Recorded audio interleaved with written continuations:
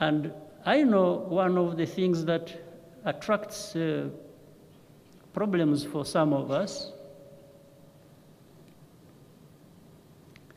and I don't know how to equate it or differentiate it. I can't say sitting in prison is better than being daily exposed to bullets every day. For 5 years in Uganda during the struggle, I fought in Uganda for 5 years. Every single day, I didn't know I would live to another day. Then added 4.5 in Rwanda, I never knew I would live to another day. I was there. So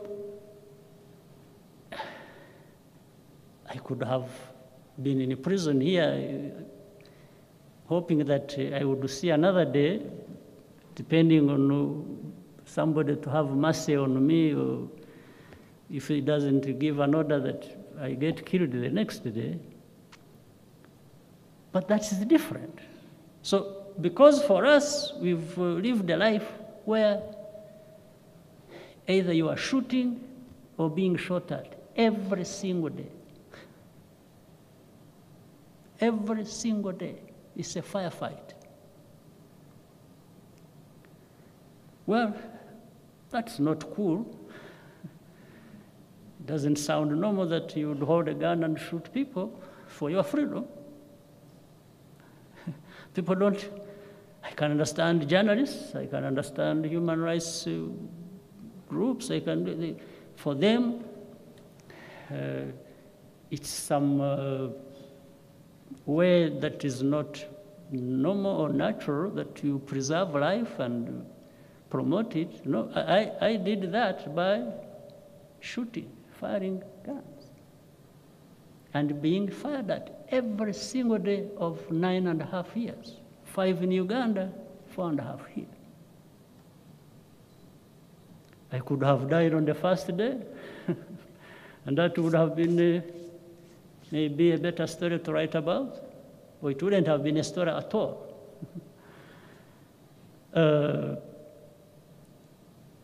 So, and then this last time, or every single day, I one time had to tell this guy of human rights who is always abusing me and abusing Rwanda. I said, fellow, I stand in a better place for human rights than you do. For you, it is just, you're just talking about it. No, for me, I have risked my life. Put my life on the line because of my freedoms that I had to fight for, together with other Rwandans, because of our freedoms and the freedoms of our people.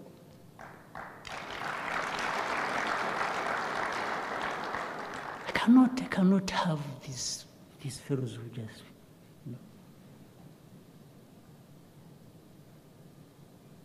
And the world they come from is the world that when people are being killed here at the height of genocide, they pulled out all the forces that were here of the UN, 6,000 to 250.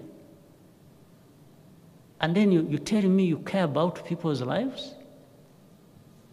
You tell me about freedom, about democracy, about all kinds of nonsense? Yes, they pulled them out, and I was here fighting. And then they write stories, Kagame,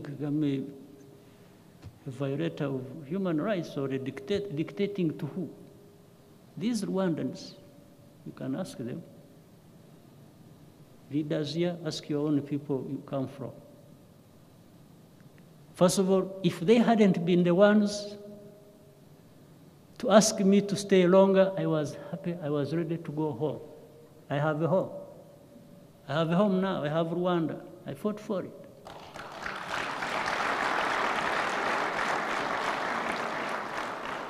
I would have gone home long ago.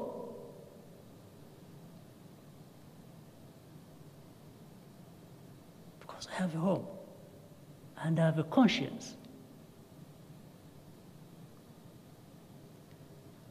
I have a right to stand up and tell anybody to their face that they are no better than me. Anybody. And I've been brought up in a manner, politics, ideological, and otherwise, that you can't put a finger in my eye. I'll kick it. Because nobody can.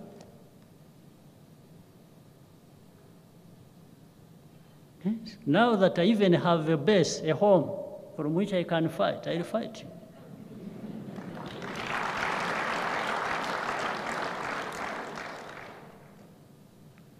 So, forget about these things that, have the pharaohs who killed, this genocide you hear about, which these Rwandans also carried out, because many Rwandans did. But the actual architects, the ones who engineered this, are these outsiders who teach us about freedoms, about human rights, they are the ones who engineered the killings and they are the ones who hold the pen because they have the power to control the global media and so on, and write stories about us. You will never see them write the story about how Rwanda was abandoned by the UN, by these countries that have lessons for everybody about freedoms. They'll never write about that. They'll write about me. They'll write about the victims. The victims are the perpetrators. And when it comes to politics, it's no different. When we are managing our countries,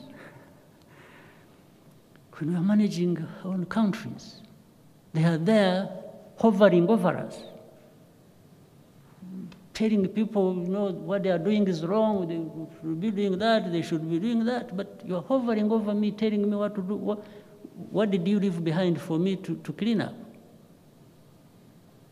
It's only the mess they left behind that you have to clean up.